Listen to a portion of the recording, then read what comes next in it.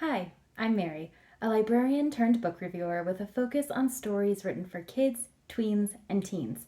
Today I'm going to be talking to you about this book called Itch by Polly Farquhar.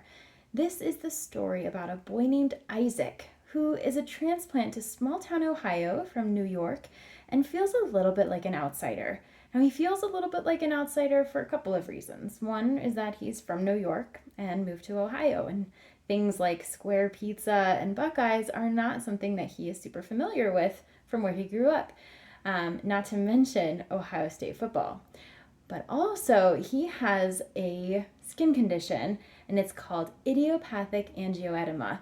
And basically, what that means is that he starts itching, and it's a very strong itch. And when he starts scratching, he gets hives all over him, and he has to take medicine in order for it to go away. And it's unpredictable when it can come up.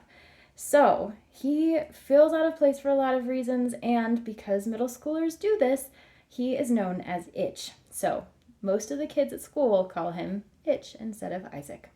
Now, this is the story of his sixth grade year, which starts out a little bit dramatically with a tornado ripping through town. And there's a lot of things that happen to Isaac this year. So he has to figure out how to navigate having a new friend at school who was homeschooled and gets bullied while he's at school. He also has a job after school, and his mom is gone for a couple of months on a business trip. Now, add all of that on its own, and that's a lot, but when you add in something like his skin condition, it makes it even more intense. Now, he also has friends who have life-threatening food allergies. So there's a lot of discussion about that in this book as well. And anyone who has a food allergy or knows someone with a food allergy will understand the frequent mention of this in their lives. Reading ingredient labels, making sure that food isn't shared because you just don't know what's in food. And especially with things like sesame seed allergies or peanut allergies, that stuff is kind of everywhere. So there's a lot of discussion about those things in this book about a boy who is trying to figure out where he stands on the road of moral ambiguity. So there are things that he knows in his gut that are not the right thing to do, but when he's trying to fit in with his friends, that line gets blurry and he has to kind of figure out a way around it. And especially when his mom isn't around to be able to talk to all the time, he has a really hard time kind of figuring that stuff out.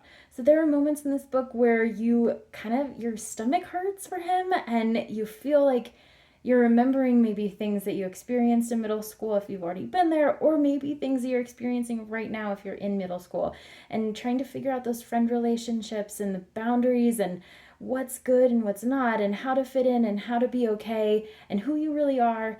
So all of that is in this story that also includes really real situations with kids who experience things like food allergies and skin conditions. So it's a really delightfully written story. There's a lot of very tangible language in here. One of my favorite lines in this book actually is about how the tornado sirens rattle your earwax. And that's just such a visceral detail. As you're reading it, you're like, oh, I know exactly what you mean by that. I've never thought about it that way, but I know exactly what that is. So that happens a lot in here. And overall, the overarching message of getting better, not bitter, is throughout this book. These characters are experiencing a lot of things that are challenging, and it's really easy to fall into a pattern of feeling bitter and sorry for yourself. But choosing the hard path of getting better instead of bitter is something that's going to serve them for the rest of their lives, and that's something that readers are going to get out of this as well.